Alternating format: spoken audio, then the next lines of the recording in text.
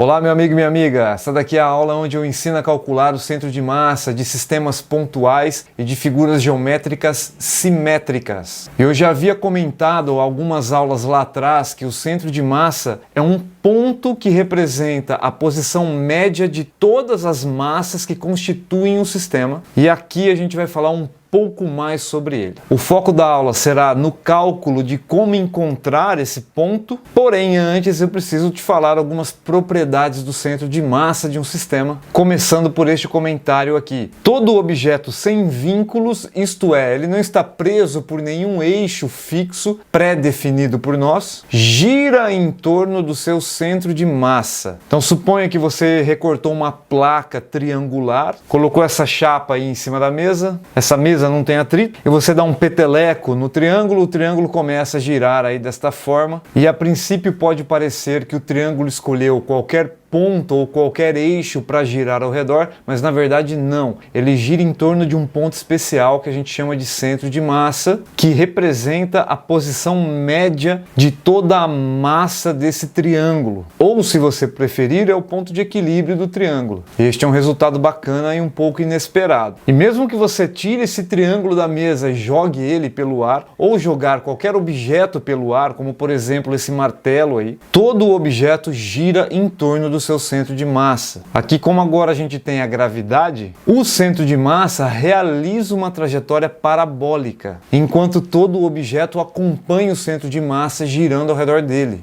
Novamente, você não estabeleceu nenhum vínculo a princípio, você não prendeu esses objetos em nenhum eixo fixo. Para demonstrar esse fato, eu encontrei esse vídeo aqui no YouTube muito bom, que são dos estudantes do MIT. No primeiro vídeo, o rapaz está arremessando uma raquete e, por ela ser um objeto esquisitão, né, sem muita simetria, ela gira de uma maneira desengonçada e, a princípio, aleatória. Porém, no segundo vídeo, os alunos pegam essa mesma raquete e pintam com uma tinta fluorescente que brilha na luz negra a posição do centro de massa. E quando eles jogam agora a raquete um para o outro, né, você percebe a trajetória parabólica do centro de massa sob a ação da gravidade sem realizar nenhum giro. O que não estava evidente no primeiro vídeo. Parecia que toda a raquete estava girando, quando não. Existe um ponto que realiza a trajetória parabólica como se todo o sistema tivesse concentrado nele.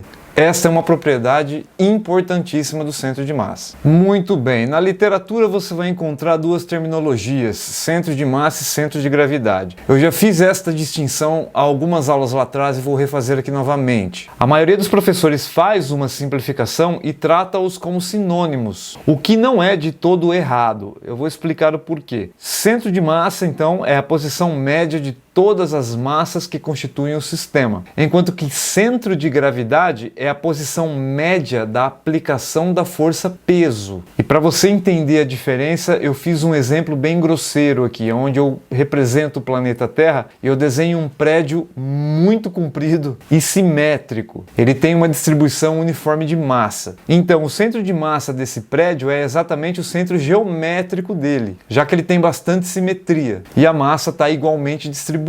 Agora, o centro de gravidade tem a ver com a força da gravidade gerada pelo planeta Terra. E ela tem uma particularidade que é a seguinte: ela é mais fraca distante do planeta e mais forte próximo à superfície. Isso significa que os tijolos lá no alto do prédio estão sendo puxados com uma força menor do que os tijolos ou as massas desse edifício próximo à superfície. E se eu tirar uma média da aplicação da força-peso, o centro de gravidade vai estar um pouco mais para baixo em relação ao centro de massa. E é no centro de gravidade que você deve desenhar a aplicação da força-peso média. Trazendo para o mundo real, eu pego o exemplo do Empire State Building, que tem uma altura de 381 metros. Para este edifício, a diferença entre o centro de gravidade e o centro de massa é de 1 milímetro.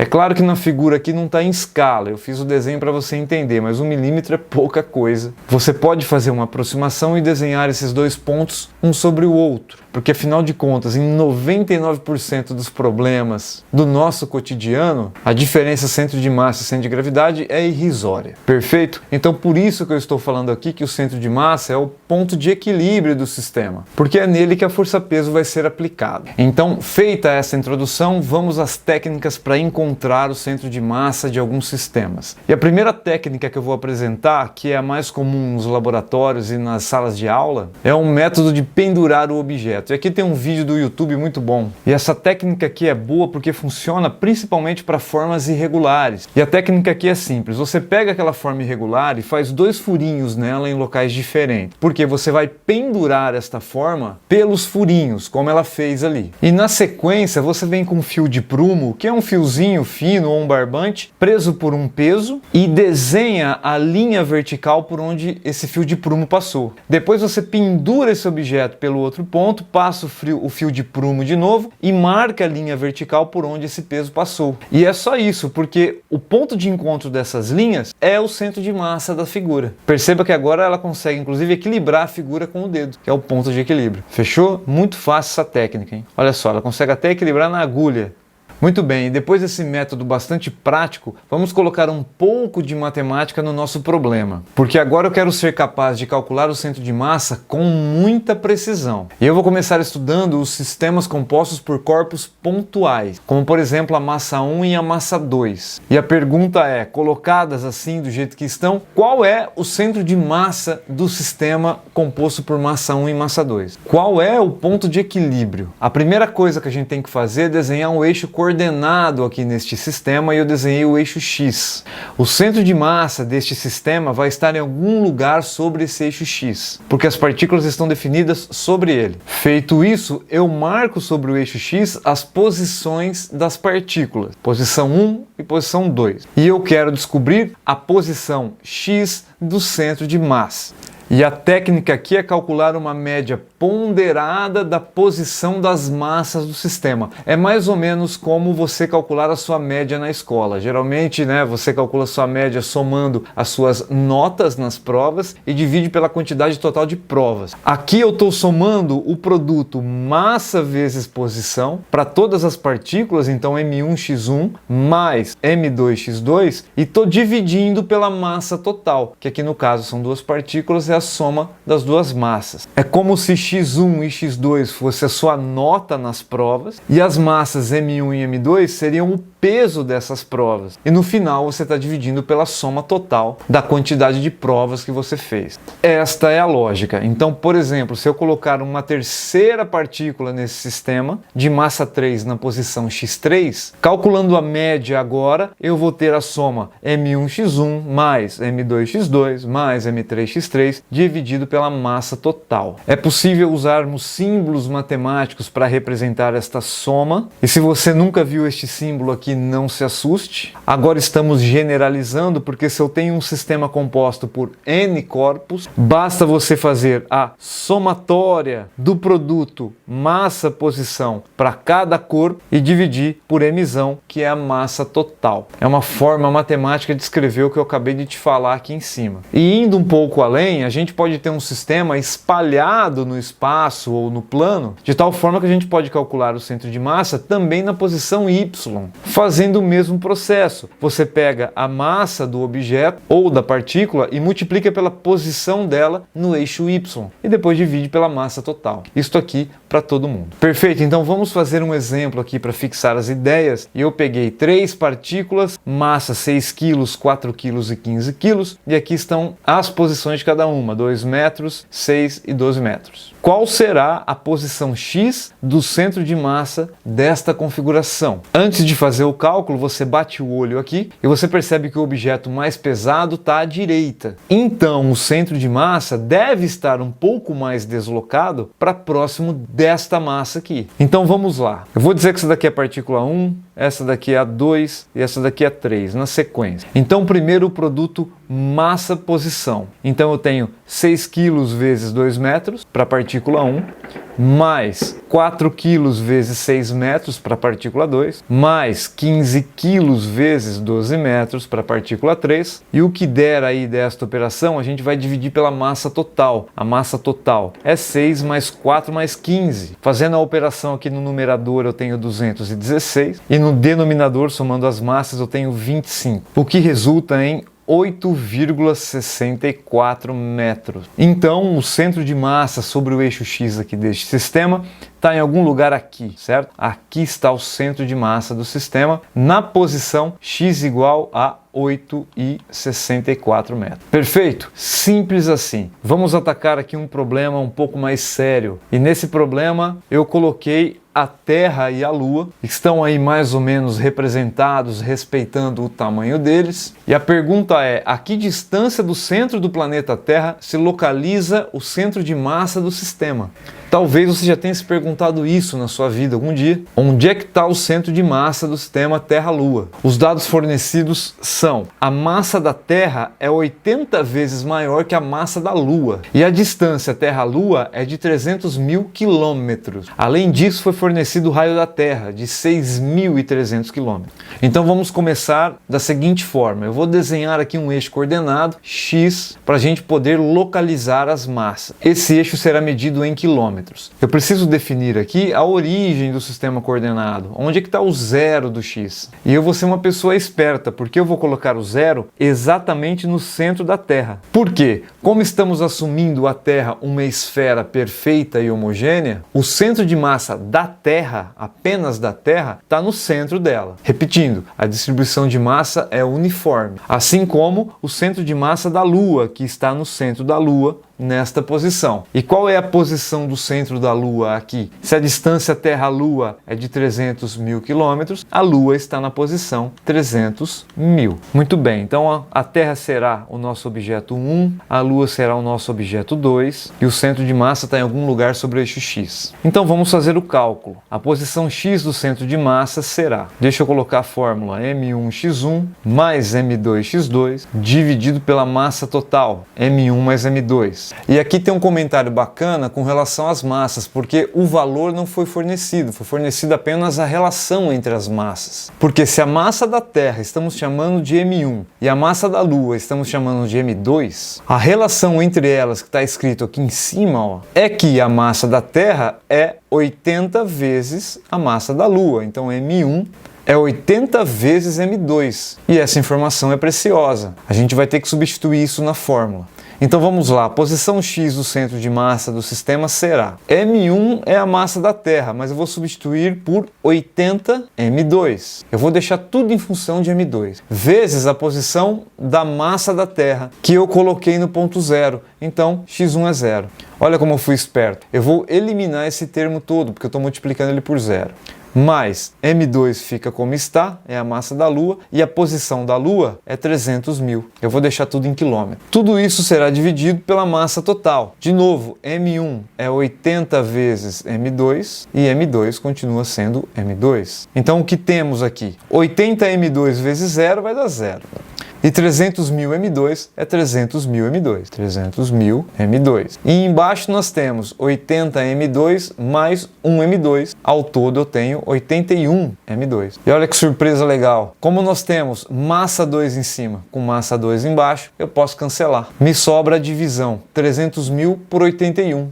Que resulta em aproximadamente 3.704 quilômetros. Esta é a posição X do centro de massa. E como foi nos fornecido o raio da Terra de 6.300 quilômetros, isso significa que o centro de massa do sistema está dentro do planeta Terra, em algum lugar aqui, mais ou menos ali na metade do raio. E recapitulando a introdução da aula, o sistema gira em torno do centro de massa. Isso significa que a Lua não está exatamente orbitando a Terra, está orbitando aquele ponto ali, o centro de massa do sistema. E não só isso, a Terra também gira em torno do centro de massa do sistema, fazendo com que os dois corpos acabam dançando ao redor deste ponto. Bacana? Então vamos para mais um problema aqui. Considere esses três objetos presos por três barras rígidas, porém as barras não apresentam massa. E aqui na lateral a gente tem a massa dos três objetos, meio quilo, 0,2 e 0,8 quilos. Determine a posição do centro de massa do sistema e para isso a gente precisa desenhar um sistema de eixos coordenados e o exercício nos forneceu este aqui. Ele posicionou o objeto vermelho no 15 em Y e o objeto azul no 15 em X e o objeto cinza está na posição X15 e Y15. Agora a gente tem um sistema em duas dimensões. Eu preciso calcular a posição X do centro de massa e a posição Y do centro de massa. Mas antes vamos escrever a posição dos três objetos. Vou começar pelo vermelho aqui. Esse aqui vai ser o nosso objeto 1. Então a posição X do camarada é 0, né? Perfeito? Ele está exatamente sobre o eixo Y na posição X igual a 0. Mas a posição Y dele é 15. O objeto azul eu vou chamar de objeto 2. Então a posição 2 dele, x2 dele, né, é a posição 15 centímetros. Tá pisando aqui no eixo x na posição 15. Mas a posição y, como ele está sobre o eixo x, a posição y é na posição 0. Olha o 0 aqui. E esse aqui será o nosso terceiro objeto. A posição x e y é 15 e 15. Assim fica fácil. Então vamos calcular a posição x do centro de massa do sistema. Então vou começar pelo objeto 1. A massa do cara vermelho é meio quilo. E a posição x dele, só vou usar as coordenadas x, ok? É 0. Mais o segundo objeto é o azul e a massa é 0,8. Vezes a posição x do objeto azul, que é 15. Mais o terceiro objeto, que é o mais leve, né? Massa 0,2 e a posição x dele também é 15. Eu vou dividir isso tudo pela massa total, que é 0,5 mais 0,2 mais 0,8. No numerador eu tenho 15 como resultado dessa operação toda e no numerador 1,5. E 15 dividido por 1,5 é 10 centímetros. A gente está usando a unidade em centímetros, né? Como eu cancelo massa embaixo com massa em cima, eu estou cancelando a unidade da massa, o quilograma. Sobra só a unidade das posições, centímetros. Então o centro de massa do sistema está localizado em algum lugar sobre esta reta que passa pela posição 10 centímetros no eixo X. Ele está em algum lugar aqui. Agora vamos olhar para o eixo Y. Então a posição Y do centro de massa será, de novo, a massa vezes a coordenada Y agora. Então meio quilo para o objeto 1 vezes a coordenada Y, que é 15, mais 0,8 quilos vezes a coordenada Y do cara, a coordenada Y que é 0, mais 0,2 vezes a coordenada Y que é 15 do terceiro objeto. E a soma das massas, se você somar de novo, vai dar 1,5, mas eu vou escrever aqui só para fixar a ideia. Aqui nós vamos ter 10,5 dividido por 1,5, o que vai resultar em 7 centímetros. Então, mais ou menos aqui a gente tem a coordenada y igual a 7, o que vai me dar um centro de massa nesta posição aqui aproximada. É o centro de massa deste sistema. Bacana. Agora eu quero discutir o centro de massa de corpos extensos, porque até agora a gente falou de partículas pontuais e o centro de massa está sempre no centro delas. Como é que eu faço se eu tenho um corpo extenso? E aqui eu vou me limitar a discutir os corpos homogêneos. E por homogêneo, entenda densidade constante. É muito importante a densidade constante dos objetos, porque garante uma simetria na distribuição de massa. Então vamos começar com os objetos simétricos. Esses daqui são os melhores, porque é o seguinte: nesses casos, o centro de massa do objeto coincide com o centro geométrico do objeto, ou o centro de simetria. O que eu quero dizer com isso? Se você tem um objeto retangular, o centro deste objeto será também o centro de massa do sistema. Vamos pegar um objeto retangular maior. Se eu traçar as diagonais do retângulo, elas se encontram no centro do retângulo. É lá que está o centro de massa do retângulo. De novo, densidade uniforme. Você não pode ter uma distribuição irregular de massa. Aqui também o desenho do círculo e o centro de massa está no centro do círculo. Você pode até pegar um hexágono ou qualquer outra figura que tenha uma alta simetria simetria, e o centro do hexágono será o nosso centro de massa. E objetos como este aqui ou como um anel são objetos altamente simétricos, e aqui acontece uma coisa curiosa, que é o centro de massa deles não estar localizado sobre eles, está localizado no centro de simetria, que no caso do anel ou dessa armação aqui é o centro deles, né? Então aqui fica fácil. Agora, o que eu devo fazer se o objeto não é simétrico? Ele não é simétrico, mas ele é homogêneo, densidade constante.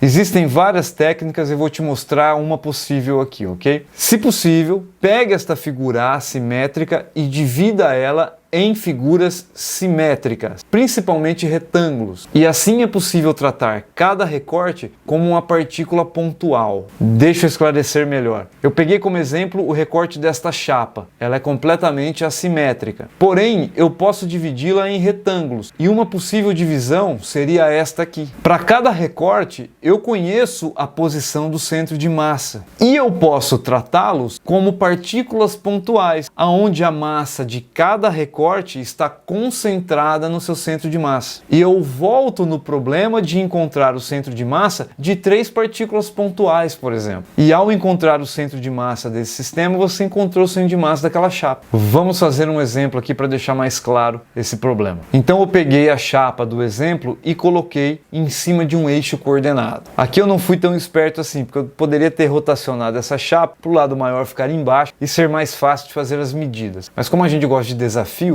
vamos tratar esse problema assim. Então, primeiro passo, eu vou recortar essa chapa em retângulos para facilitar o problema. Você pode fazer o recorte que você quiser. Eu vou fazer o meu aqui. Eu vou recortar essa chapa desse jeito. Eu vou fazer um recorte aqui e vou fazer outro recorte aqui. Então, eu tenho 3 retângulos agora. Muito bem, agora vamos pegar a localização do centro de massa de cada retângulo. E para isso a gente precisa achar o centro do retângulo. Começando por esse camarada aqui da esquerda, você perceba que ele tem uma altura que começa do 8 e vai ao 16. Então você tem um comprimento lateral de 8 centímetros. A metade dessa lateral é 4. Então começando no 8, andando 4 passos, eu paro no 12. Então o centro de massa dele está em algum lugar aqui, na posição Y igual a 12. E na base X dele, que possui comprimento 6, o centro de massa se localiza na metade, que é na posição 3. Vou até anotar essa posição aqui. Então aqui está o centro de massa da primeira figura. Centro de massa 1. Então agora eu trato este retângulo como se todo ele tivesse concentrado nesta posição do centro de massa. Então esta figura 1 possui uma posição x1, que é 3, e y1, que é 12. Sacaram a brincadeira? Agora vamos para esse retângulo que está de pé. A lateral que está pisando no eixo X começa em 6 e vai a 10, então a metade é no 8. Então já vou até escrever aqui, ó. A posição 2 será 8. Então em algum lugar aqui. E a altura dele, como a altura dele é 16, a metade da altura é exatamente na posição 8, o que vai me dar mais ou menos aqui. Então aqui está o centro de massa dessa segunda figura. Então y2 igual a 8. Olha que legal, esse retângulo ficou centrado no 8, 8. E agora vamos pegar o último. Perceba então que o último retângulo aqui, ele possui um comprimento que vai de 10 a 20. Aqui é o 20, certo? Então o meio dele está na posição 15. Então já vou anotar.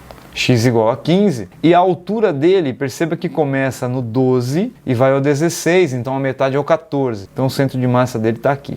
Então y3 igual a 14. E agora eu volto a ter um problema onde eu tenho 3 objetos pontuais, eu preciso do centro de massa do sistema. Porém, não foi informada a massa da placa e nem a massa dos retângulos que a gente recortou. É aqui que entra o fato da chapa ser de densidade uniforme. Quando isso acontece, eu posso substituir a massa pela área, porque afinal de contas elas são proporcionais, diretamente proporcionais. Isso vai facilitar muito o problema. Então vamos calcular a área desses 3 retângulos aqui. Vou escrever a densidade uniforme, eu posso substituir a massa pela área. Então, por exemplo, a área 1. A área de um retângulo é base vezes altura, correto? O primeiro sujeito tem base 6 e altura 8. 6 vezes 8, 48 centímetros quadrados. O sujeito 2 tem uma base de 4 centímetros e uma altura de 16. 4 vezes 16, o que resulta em 64 centímetros quadrados. E a área 3 vem de um retângulo de base 10 e altura 4, o que resulta em 40 centímetros quadrados. Perfeito, então agora a gente pode proceder com o cálculo propriamente dito. Então Então, a posição X do centro de massa do sistema composto pelos 3 corpos pontiformes será a massa da partícula 1 vezes a posição x1 dela, mas a massa eu vou trocar pela área, então 48 vezes a posição x, que é 3, mais, para a partícula 2, a área é 64 e a posição x da partícula 2 é 8, e para a partícula 3, a área é 40 e a posição é 15. Tudo isso deveria ser dividido pela massa total, mas trocamos pela área, então dividido pela área total. 48 mais 64 mais 40. Nós temos então 1.256 dividido por 152, o que resulta em aproximadamente 8,26 centímetros. Muito bom.